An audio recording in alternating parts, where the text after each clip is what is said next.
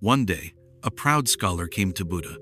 He had read hundreds of scriptures, debated dozens of monks, and believed he understood the truth of life.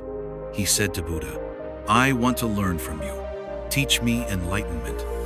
What Buddha did next wasn't a lecture. It was a quiet act, but it changed everything. Buddha invited the scholar to sit.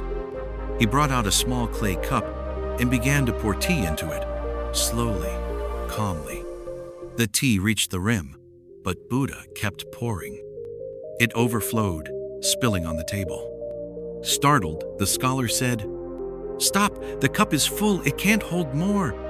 Buddha looked into his eyes and said, "Just like this cup, your mind is already full of opinions, pride, and assumptions. How can I teach you unless you empty your cup first?" The scholar was speechless. In that moment, he realized he had come to seek wisdom but brought his ego with him. True learning begins not when we add more, but when we let go. To gain wisdom, we must first create space by dropping our pride. Empty your cup and life will start pouring answers.